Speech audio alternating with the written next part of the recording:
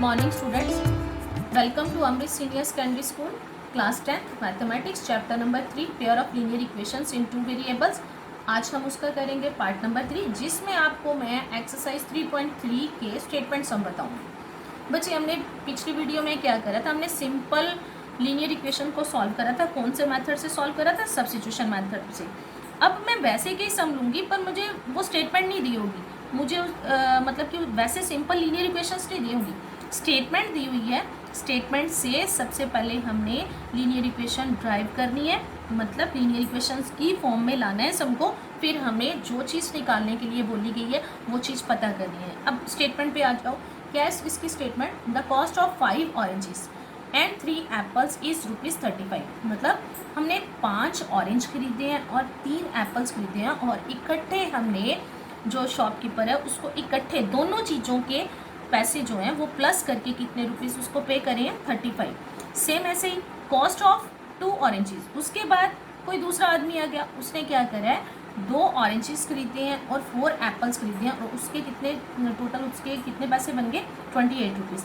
वो कहता है कि find the cost of an orange, मतलब आप अकेले एक ऑरेंज की और अकेले एक एप्पल की जो कॉस्ट है वो फाइंड आउट करो।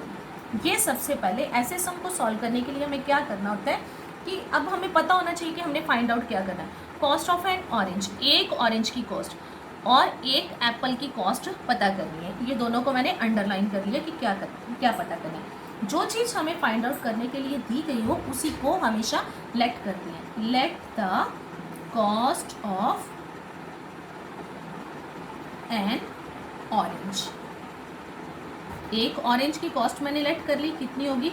x rupees. उसी तरह let the cost of an apple, comma का मतलब पता है, जो ऊपर लिखा वही नीचे है, कितना आ गया? y rupees. अब मैंने दोनों की जो चीज़ मैंने फाइंड आउट करनी है उसी चीज़ को मैंने लेट कर लिया, मतलब मैंने x और y फाइंड आउट करना है कि कितना है। अब अपनी स्टेटमेंट पे जाएं कि हमें क्वेश्चन क्या दिया गया था। अकॉर्डिंग टू क्वेश्चन, सबसे पहले उसने कितने ऑरेंजेस खरीदे हैं? 5, और एक ऑरेंज की कॉस्ट कितनी है? x। मतलब अगर आप मान लो किसी शॉप पे जाते हो, एक कॉपी 10 रुपीज़ की है और आपने 5 कॉपीज़ लेनी है, तो आप 5 × 10 कितने पैसे उसको दे के आओगे? 50 रुपीज़। ऐसे ये है कि जैसे मैंने 5 ऑरेंजेस खरीदे हैं और एक ऑरेंज की कीमत कितनी है मेरे पास? x, तो 5 ऑरेंजेस की कॉस्ट कितनी होगी? 5x। ये बन गई मेरे पास स्टेटमेंट, यहाँ मैं लिखूँगी 5x। उसी तरह बच्चे आपने क्या करा है, 3 एप्पल लिए और एक एप्पल की कॉस्ट है y, और 3 एप्पल की कॉस्ट कितनी हो जाएगी? 3y। और जो आपने शॉपकीपर को पे करे हैं टोटल दोनों की कॉस्ट, मतलब 5 ऑरेंज और 3 जो थे वो एप्पल लेके दोनों के पैसे प्लस करके, दोनों की कॉस्ट जो है वो प्लस करके आपने कितने रुपीज़ पे करे हैं? 35। और उसी हिसाब से मेरी क्वेश्चन के अकॉर्डिंग फर्स्ट लीनियर इक्वेशन बन गई। अब दूसरे उसके आगे चलो। And the cost of 2 oranges, अब क्या खरीदा है? 2 ऑरेंज और 4 एप्पल खरीदे हैं, तब आपने कितने रुपीज़ के पे करे? 28। सिमिलरली ऐसे ही अकॉर्डिंग टू क्वेश्चन आपका क्या बन गया आगे? कितने थे आपके पास ऑरेंज? 2, तो ये क्या बन गया? 2x, और एप्पल कितने थे? 4y, तो टोटल कितने रुपीज़ पे करे? 28। ये मेरे पास 2 लीनियर इक्वेशन हो गई। अब मैं इनको उसी हिसाब से सॉल्व करूँगी जैसे मैंने पिछली वीडियो में सम सॉल्व करे, तो उसी तरह से इक्वेशन बन गई है। मैंने वैसे ही सब्स्टिट्यूशन मेथड से सॉल्व करेंगे। एक चीज़ और नोट करना, जब ये बोर्ड के एग्जाम में स्टेटमेंट वाले सम आते हैं ना, तो ज़्यादातर इनके ऊपर लिखा नहीं गया होता कि कौन से मेथड से करो। आप इसको कोई से भी मेथड से सॉल्व कर सकते हो, पर अभी मैं ये 3.3 एक्सरसाइज जैसी आपकी ले रही हूँ, उसके ऊपर उन्होंने मेंशन किया हुआ है कि इसको सब्स्टिट्यूशन मेथड से सॉल्व करो, इसलिए मैं वही मेथड। पर जैसे एग्ज़ाम में आता है तो सबसे पहले ऊपर पढ़ लिया करो कि उस पर किसी मेथड का नाम लिखा है या नहीं। आगे भी मैं आपको 2 मेथड और करवाऊंगी, फिर तीनों मेथड में से जो भी मेथड आपको आसान लगेगा आप उस मेथड से स्टेटमेंट में सम को सॉल्व कर लिया करो। पर अभी सब्स्टिट्यूशन मेथड, उसमें क्या लिखते हैं हम? फ्रॉम 1 पे यहाँ क्या आ गया? 5x + 3y = 35। मैं x वाली को इधर रखूँगी, 5x = 35 और 3y दूसरी साइड चला गया, किसको हो गया? माइनस का। अब मेरे को x अकेला इधर चाहिए, 35 - 3y/5। ये मेरे को क्या मिल गया? x का सब्स्टिट्यूट। ये मैंने पिछली पूरी वीडियो में आपको सब्स्टिट्यूट वगैरह का सारा जो मीनिंग है बहुत अच्छी तरह से बताया हुआ। अगर ना पता चले तो दोबारा से उसको देख लिया करो। अब क्या लिखेंगे, कौन सी इक्वेशन में ये फिल करती हैं, पुटिंग द वैल्यू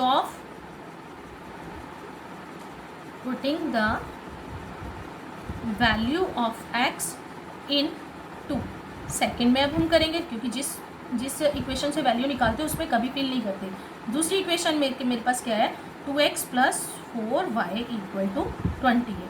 अब 2 की जगह तो 2 रहेगा, पर x की जगह x ना लगा के ये मैं क्या कर रही हूँ, यहाँ x का सब्स्टिट्यूट, क्या आ गया 35 - 3y/5। आगे पूरी स्टेटमेंट वैसे की वैसे लिखी। अब ये 2 इस ब्रैकेट के बाहर है, मतलब अंदर ब्रैकेट के अंदर 2 नंबर है, तो ये इन दोनों के साथ मल्टीप्लाई हो जाएगा। 35 को 2 के साथ करा 70 - 6y/5 + 4y = 28। यहाँ ये साइन डाल लिया करो। नेक्स्ट बचे, अब एलसीएम वाला स्टेप आ गया। यहाँ क्या आ गया 1। अब यहाँ क्या आ जाएगा 70 - 6y, मतलब 1 इसके साथ ये इधर मल्टीप्लाई हो जाएगा, दोनों के साथ 1 मल्टीप्लाई होगा तो सेम आ जाएगा, प्लस अब 5 4 के साथ होगा तो 5 4 = 20 बाय नीचे एलसीएम क्या है 5 = 20 है। 5 डिवाइड हो रहा है, दूसरी तरफ जाके क्या हो जाएगा मल्टीप्लाई। अब लाइक टर्म्स y वाली टर्म्स को इकट्ठा कर लेते हैं, 20 प्लस का और 6 माइनस का, प्लस माइनस माइनस, 20 में से 6 के तो क्या आ जाएगा 14, और 28 को 5 के साथ जब मल्टीप्लाई करेंगे तो क्या आ जाएगा 140। अब y को इधर रखेंगे, 14y = 140, 70 इधर प्लस का था तो क्या हो गया माइनस का। अब 14y = 140 में से 70 माइनस करें 70, y की वैल्यू निकालनी है तो y = 70, 40 इधर मल्टीप्लाई हो रहा था, इस साइड आके क्या हो जाएगा डिवाइड, तो कितना आ गया 5।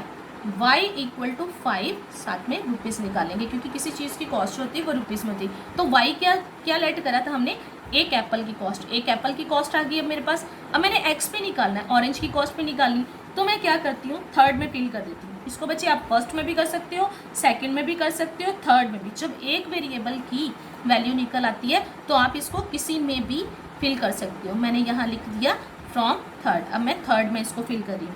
तो x = 35 - 3 × y की जगह y नहीं लगाऊंगी, y की वैल्यू जो क्या है मेरे पास 5, बाई नीचे क्या आ जाएगा 5, 35 - 15/5।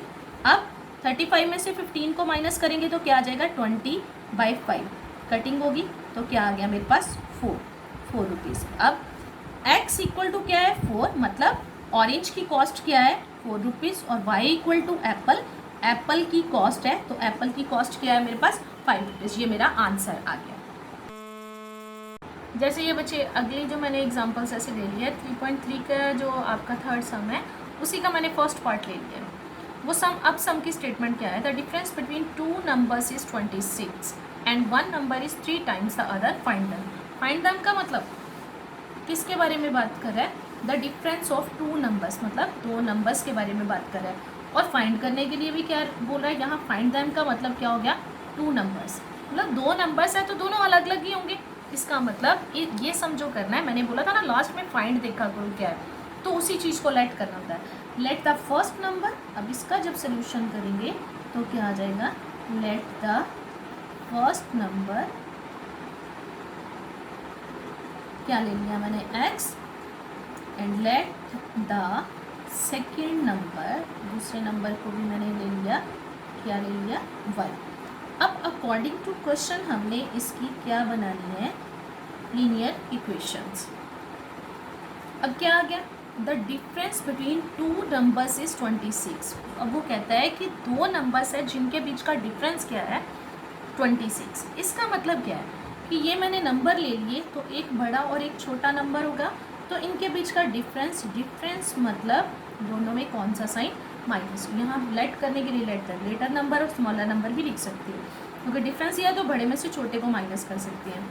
x - y = दोनों का क्या आ गया 26, और इसमें अंडरस्टूड ही है कि आप x में से y को माइनस करें तो x बड़ा है और y छोटा है। नेक्स्ट, ये तो होगी मेरी यहाँ तक स्टेटमेंट, एक स्टेटमेंट मेरी बन गई। And 1 number is 3 times the other. अब वो क्या बोल रहा है कि 1 नंबर, उनमें से जो एक नंबर है दूसरे नंबर का 3 times मतलब 3 गुना। अब मैंने जो बड़े वाला नंबर लूँगी वही छोटे वाले नंबर का 3 टाइम्स होगा। मतलब वो कहता है 1 number is 3 times the other, कि मेरे पास कोई नंबर ऐसा है जो दूसरे नंबर का 3 टाइम्स है।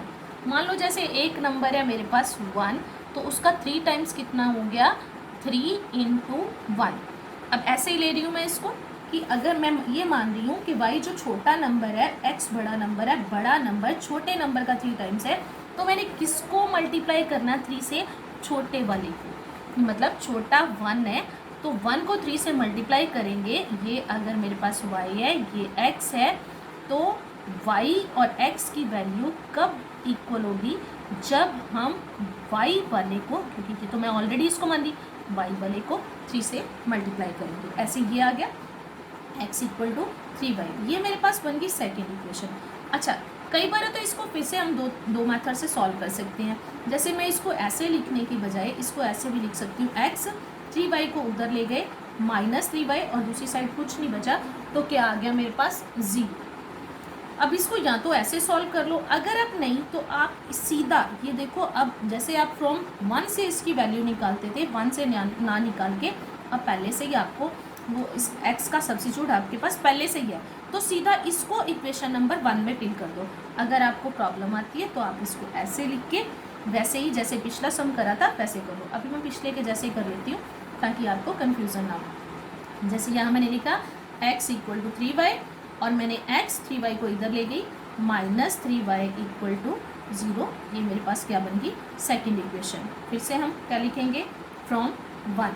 अब यहाँ क्या आ गया, x = 26, y इस साइड माइनस का था तो दूसरी साइड जाके किसका हो गया, प्लस का। ये अब इसको नंबर दे देंगे हम 3। अब पुटिंग द